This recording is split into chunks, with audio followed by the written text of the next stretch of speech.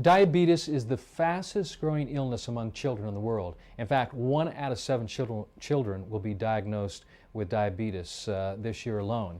In the United States, there's over 23 million diabetics. That represents 8% of the population.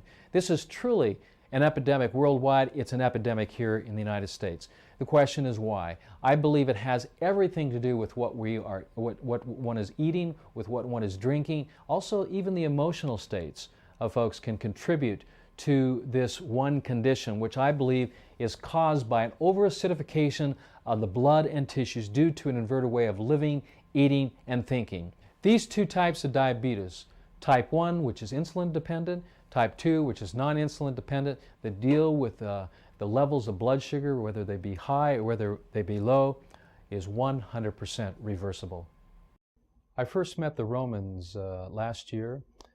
Sally Roman, the mother of Gabriel Roman and also Nathan Roman, she called me and said that her son was in the honeymoon stages of diabetes, and that he was type 1 diabetic, and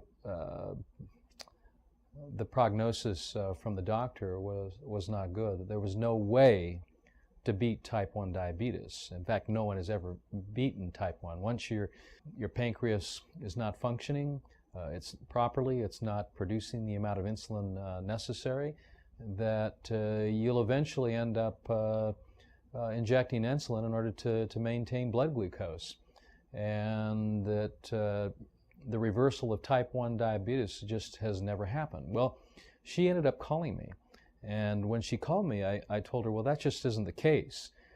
Type 1 diabetes is reversible, and being probably one of the only doctors in the world that has had success with type 1 diabetes, our success rate has been incredible. In fact, those who actually followed my instructions, my lifestyle and eating plan and nutritional program would not only reverse type 1 diabetes, but their energies and all would improve all the symptoms associated with those initial stages of type 1 diabetes, which is fatigue and tiredness and lightheadedness and dizziness, were all associated with symptoms of congestion of the root system or the small bowel of the body. And as I told Sally, I said, Sally, you know, most doctors perceive that type 1 diabetes focal point is with the pancreas and with the high glucose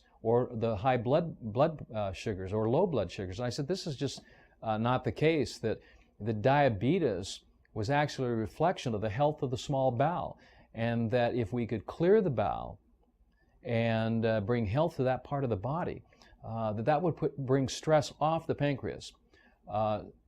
Most folks don't realize that the pancreas, one of its main purposes is not just to provide insulin, but also to provide sodium bicarbonate to help alkalize the food as it comes out of the stomach. So if we could then develop an eating plan that Nathan could embrace, that he had a good chance of reversing this. When I saw Gabriel, you know, he had the typical outward appearances of a type 1 diabetic: underweight, he was tired, he was fatigued, and he just wanted his life back. He wanted more energy. He wanted to feel like other kids. He wanted to be able to go out and play with energy and vigor, and he just didn't have that. And he wanted to do whatever it took to reverse this condition. And I saw that not only in his eyes, but I also felt it in the words that he spoke to as well. And so I knew that he was going to be a great candidate. If anyone was going to beat this, Gabriel was going to beat it. And so we sat down and we talked about his condition.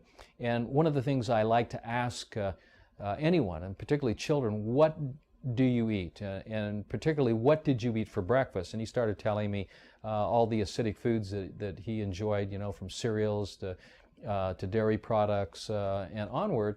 We talked about this, and I said to him, Gabriel, one of the things that's going to be the most challenging for you to help beat this condition of what I believed was overacidity. They were looking from the perspective of high blood sugars, is to eliminate all of the acidic, the acid contributors in your lifestyle and diet. And one of those, of course, is what you eat and what you drink. So no more soda pops, no more fruit juices for breakfast, no more milk drinks or dairy products, and especially no more animal proteins. No chicken, no beef, no pork, no fish. This diet, this eating plan focuses on building the blood, so everything has to move back to green foods and green drinks. And so we sat down, and I took a drop of blood, capillary blood. I put it on a blood slide. We magnified it up about 20,000 times, and in fact, I've got it right here. You can see it. As you see the blood, you can see some of the white spots on the red blood cells. When this was the typical marker for diabetes, and I showed Gabriel, I said, this is what red blood cells look like when they begin to break down. They begin to ferment, and as they begin to ferment, their proteins, their fats, and also their sugars are released into the bloodstream. And this is why your blood sugars are going up is because just like a banana, when it ripens, it gets sweeter and sweeter. This is what is happening to you, Gabriel. Your red blood cells are getting sweeter and sweeter and sweeter, and it's releasing blood sugars, and it's going up, and that's, of course, putting more demands on the pancreas.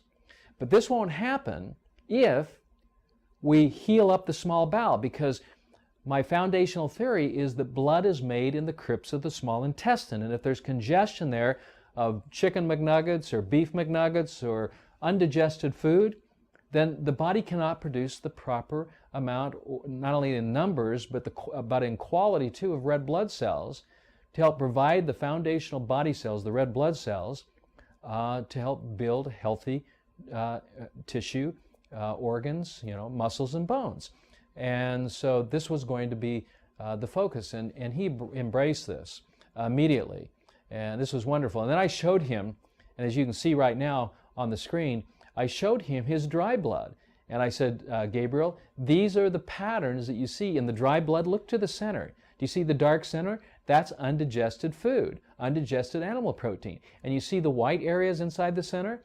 Those white areas are indications of breakdown in the small intestine, irritation or inflammation in that part of the body. And I said, as that heals, then what will happen is this process of body cells and blood cells breaking down, raising the blood sugar levels, will actually stop, and we'll be able to normalize your blood sugars, and you won't have to be diabetic anymore. And he thought that was just a wonderful thing, and he was so excited that he actually had the hope that all this was actually possible. So he actually took what I shared with him, and of course with the support of his mother and his other family members, they began to start eating like this. And it was amazing what happened. It was immediate. Gabriel's blood sugar started to normalize, and the rest is history. Gabriel is no longer a type 1 diabetic.